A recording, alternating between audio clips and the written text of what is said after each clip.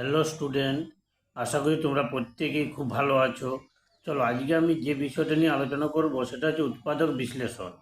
উৎপাদক বিশ্লেষণ আমরা কিভাবে করতে পারি তার নিয়মগুলো একটু জানিয়ে দিই। প্রথমে আমরা কীভাবে স্টার্ট করব, দেখো, যে অঙ্কটা আমার আছে এখানে, এটাকে আমরা কি করব দেখব।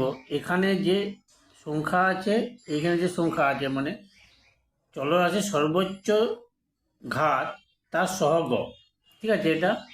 আর ধ্রুবক সংখ্যা এগুলো গুণ করতে হবে। তো করতে আসবে 2, আর এখানে 2 গুণ করলে 2 দুগুণে 4 হয়। এই 4কে আমরা এমনভাবে ভাঙবো যেন 5 পাই। তাহলে এটাকে আমরা কীভাবে করবো দেখো, 4 1 4 মানে 4, এবং এখানে প্লাস আছে এখানে প্লাস আছে, তাই এটা গুণ করলে প্লাসে প্লাসে প্লাস, মানে প্লাস আকারে ভাঙতে হবে। তাহলে 2 স্কোয়ার প্লাস, এই 5-এর জায়গায় আমরা লিখব 4 প্লাস 1 এ প্লাস 2, ঠিক আছে।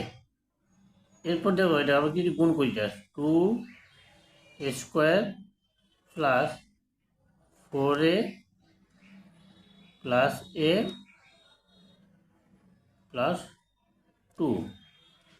দেখো এরপর কি করবো আমরা, এখান থেকে 2a যদি আমরা কমন নিই তাহলে আসছে কি a প্লাস 2, আর এখান থেকে যদি আমরা 1 কমন নিই তাহলে আসছে a প্লাস 2।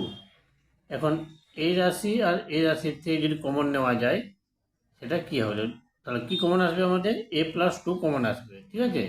তাহলে এখান থেকে আমাদের আসবে, দেখো, a প্লাস 2 আমাদের কমন আসবে। a প্লাস 2 যদি আমরা কমন নিই তাহলে কী পড়ে থাকছে আমাদের এখানে, আমাদের পড়ে থাকছে, দেখো, a প্লাস 2 যদি কমন নিই তাহলে এখানে পড়ে থাকছে, এখানে পড়ে যাচ্ছে 2a, এখানে হচ্ছে 1 প্লাস 1। তাহলে আমরা কি করতে পারি, এটাকে আমরা করতে পারি কি 2a প্লাস 1, ঠিক আছে। তাহলে এটা হচ্ছে আমাদের উৎপাদক। ওকে।